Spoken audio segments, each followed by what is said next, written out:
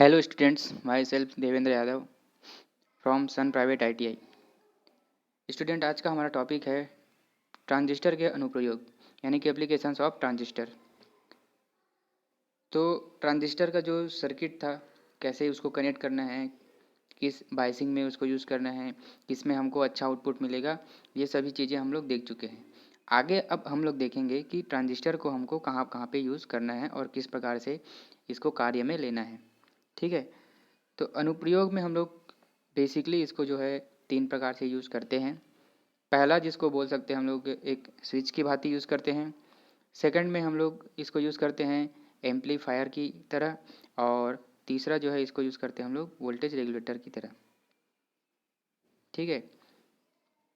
तो सबसे पहले हम लोग देखते हैं कि इसको स्विच की तरह कैसे यूज़ किया जाता है। तो हम जानते हैं कि ट्रांजिस्टर जो है 3 मोड पे काम करता है। पहला है आपका एक्टिव मोड। तो एक्टिव मोड में जब हम इसको काम पे लेते हैं तो ये हम एक एक्टिव मोड पे जब हम इसको काम पे लेते हैं तो ये एम्पलीफायर की तरह काम करता है। ठीक है। लेकिन जब हम इसको स्विच की भांति अगर यूज़ करते हैं तो स्विच की भांति यूज़ करने पे हमको इसको सेचुरेशन मोड और कट ऑफ मोड पे काम में लेना पड़ता है। ओके। कट ऑफ मोड पे ये कैसे काम करता है? तो कट ऑफ मोड पे ये एक ओपन सर्किट की तरह काम करेगा। ठीक है। कट ऑफ मोड में ये ओपन सर्किट की तरह काम करेगा और सेचुरेशन मोड में ये बंद सर्किट की तरह काम करेगा। कनेक्शन डायग्राम इसका देख लेते हैं। तो मान के चलिए हमने अभी एक NPN ट्रांजिस्टर लिया है और इसकी जो बायसिंग है वो कॉमन एमीटर बायसिंग की तरह है, कॉन्फ़िगरेशन इसका। ठीक है, कॉमन एमीटर कॉन्फ़िगरेशन की तरह है इसका। तो यहाँ पे जब VCC हमारा मेन वोल्टेज सप्लाई है और यहाँ पे हम कोई भी लोड जोड़ सकते हैं, और एमीटर वाला जो टर्मिनल है वो हमारा ग्राउंड है, और B जो है अभी ओपन कंडीशन में, यानी B ये जो बेस है हमारा, उस बेस पे हम अभी तक कोई सप्लाई नहीं दिए हैं। तो इस कंडीशन में क्या है हम बोल सकते हैं कि एमीटर और कलेक्टर जो जंक्शन है वो हमारा रिवर्स बायस में है। ठीक है। कलेक्टर और एमीटर जंक्शन जो है रिवर्स बायस में है। तो हम जानते हैं कि जब ट्रांजिस्टर को हम दोनों कंडीशन में जो हमारा दोनों जंक्शन है यानी बेस और एमीटर बेस जंक्शन और एमीटर कलेक्टर जंक्शन, जब ये दोनों को ही हम रिवर्स बायस में रखेंगे तो ये क्या कहलाएगा? Cut off mode. इस कंडीशन में ये बिल्कुल भी काम नहीं करेगा, ऑफ की कंडीशन में इसमें रहेगा, बंद बोल सकते हैं कि ये ओपन सर्किट की तरह काम करेगा। ठीक है। तो यही चीज़ है इसमें, आप हमको याद रखना है कि जो बेस है इसको अभी तक हमने सप्लाई नहीं दिया, तब ये काम करता है कट ऑफ मोड की तरह। सेकंड जो इसमें है उसे बोला जाता है सेचुरेशन मोड। तो सेचुरेशन मोड में क्या होता है, ट्रांजिस्टर के एमीटर एवं कलेक्टर जंक्शन को फॉरवर्ड बायस में रखते हैं। ठीक है। एमीटर और कलेक्टर जंक्शन को फॉरवर्ड बायस में रखते हैं, और इस प्रकार का जब संयोजन करते हैं तो ट्रांजिस्टर जो है सेचुरेशन मोड में कहलाता है।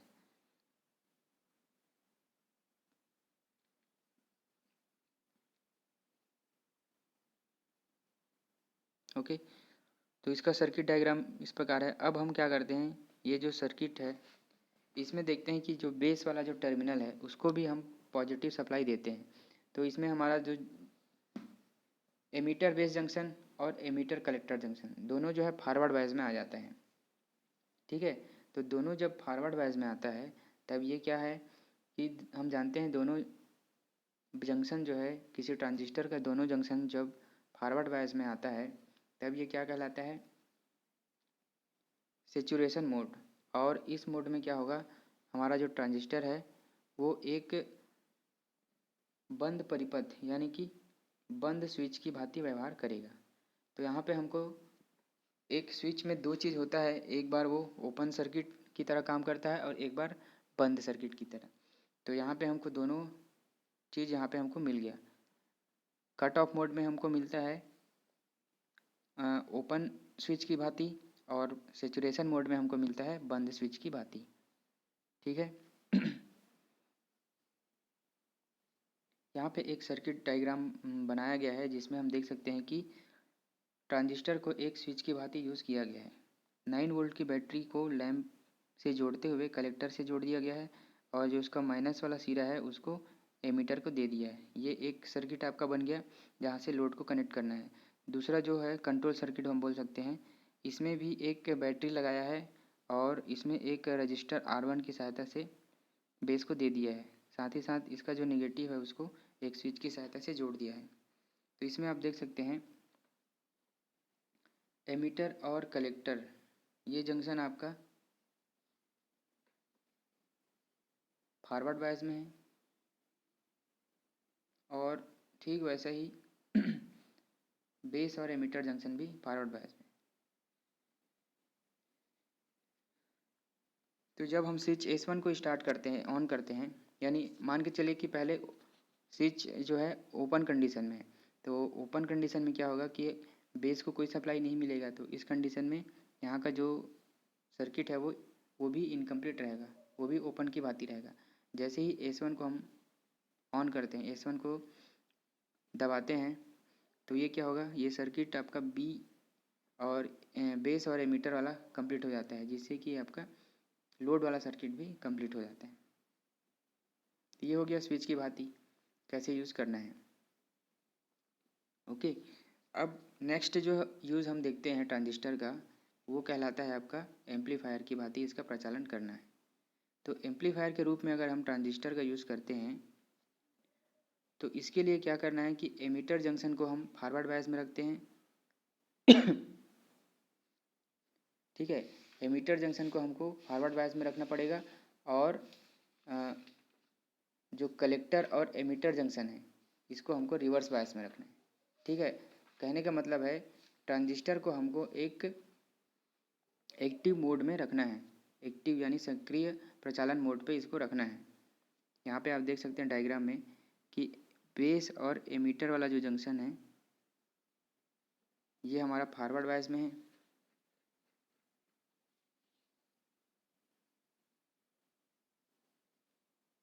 ठीक है, और कलेक्टर और एमीटर वाला जो जंक्शन है ये हमारा रिवर्स बायस में। तो इस प्रकार से ये एक एक्टिव मोड में काम करता है।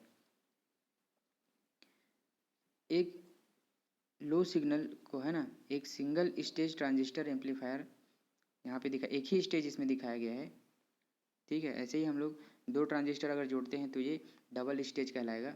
इसमें क्या है, पोटेंशियल वोल्टेज डिवाइडर बायस का यूज़ यहाँ पे किया गया है। पोटेंशियल डिवाइडर है ना, वोल्टेज डिवाइडर बायसिंग जो हम पढ़े थे, तो वोल्टेज डिवाइडर बायसिंग का यूज़ यहाँ पे किया गया है। इस एम्पलीफायर में 3 प्रतिरोधक R1, R2 और RE, R1, R2 और RE, ये आपका बायसिंग रजिस्टर कहलाता है। R1, R2 और RE ये बायसिंग रजिस्टर कहलाता है, और ट्रांजिस्टर को कॉमन एमीटर मोड में प्रयोग किया गया है। हम जानते हैं कि यह अभिविन्यास जो है एम्पलीफायर के लिए सबसे बेस्ट होता है। कॉमन एमीटर जो कॉन्फ़िगरेशन है ये सबसे बेस्ट होता है एम्पलीफायर के लिए। और डीसी सप्लाई VCC का प्रयोग यहाँ पे power base supply, main supply के लिए किया गया है, जिसमें दो कपलिंग कैपेसिटर Cin और सी आउट लगा हुआ है, इसको बोलते हैं कपलिंग कैपेसिटर। ठीक है, RC का मान बहुत अधिक होने के कारण ये RC जो रजिस्टर है इसका मान जो है किलो हर्ट्ज़ में होता है, 4 किलो हर्ट्ज़ से लेकर 10 किलो हर्ट्ज़ तक RC के क्रॉस एक हाई वोल्टेज सिग्नल प्राप्त होता है। तो इस प्रकार से हमको जो लो सिग्नल है उसका यहाँ पे आउटपुट हमको मिलता है हाई सिग्नल के रूप में। आगे हम बात करते हैं कि ट्रांजिस्टर को वोल्टेज रेगुलेटर की भांति कैसे यूज़ करना है। तो ट्रांजिस्टर को जब हम वोल्टेज रेगुलेटर के लिए यूज़ करते हैं तो उसमें वोल्टेज रेगुलेटर क्या होता है कि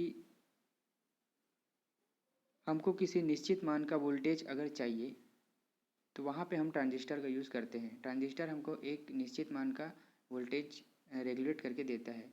मान के चलिए हमारे पास जो सप्लाई वोल्टेज है वो 12 या 24 वोल्ट है, और हमको किसी काम के लिए 5 वोल्ट या 6 वोल्ट की सप्लाई चाहिए, तो ये वोल्टेज को क्या करेगा, डाउन करेगा और वोल्टेज को रेगुलेट करके हमको देगा।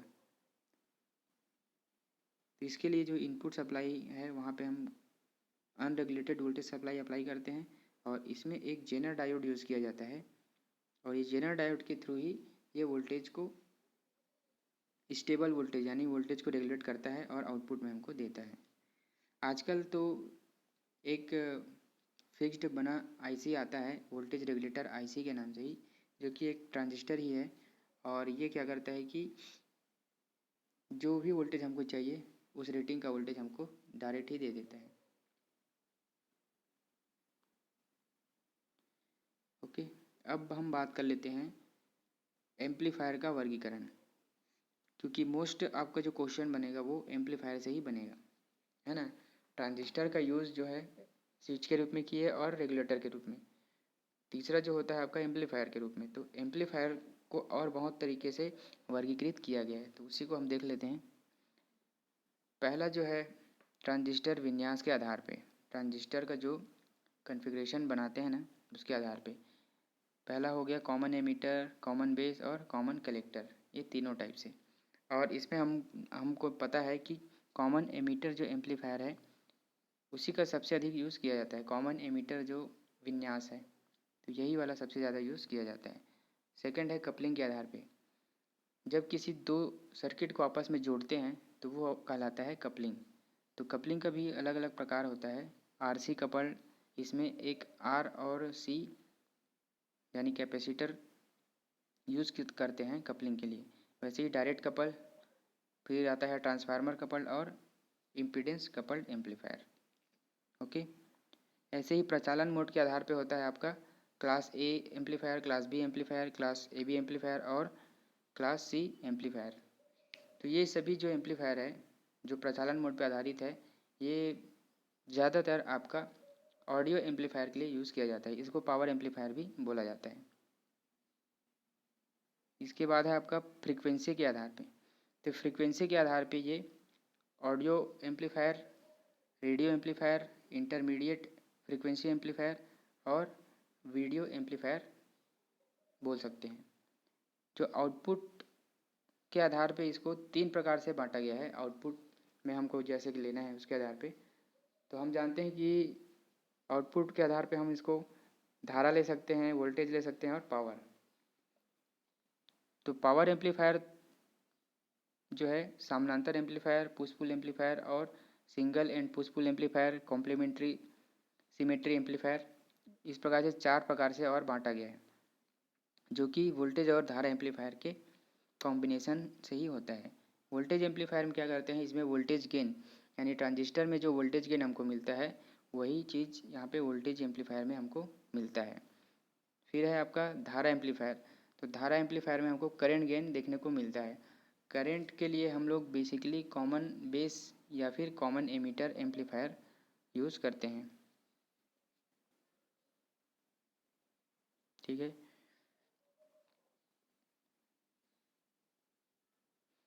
अब अगर हम इसको शॉर्ट में जैसे कि देखें तो हम याद रखने के लिए इस प्रकार से याद रख सकते हैं।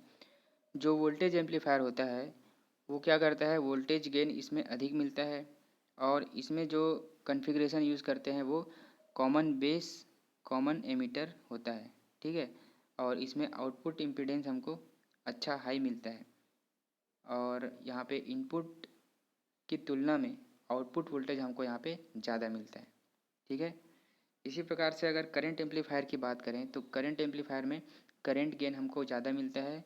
इसमें कॉमन कलेक्टर और कॉमन एमीटर यूज़ किया जाता है। ठीक है, वोल्टेज में क्या यूज़ किया थे, बेस और एमीटर, लेकिन करंट एम्पलीफायर में कॉमन कलेक्टर और कॉमन एमीटर यूज़ किया जाता है। इसका गेन जो रहता है 50 से लेके 500 तक या फिर 50 से 300 तक। ठीक है, और तीसरा है अपना पावर एम्पलीफायर। तो पावर एम्पलीफायर जो है वोल्टेज और करंट दोनों का कॉम्बिनेशन होता है।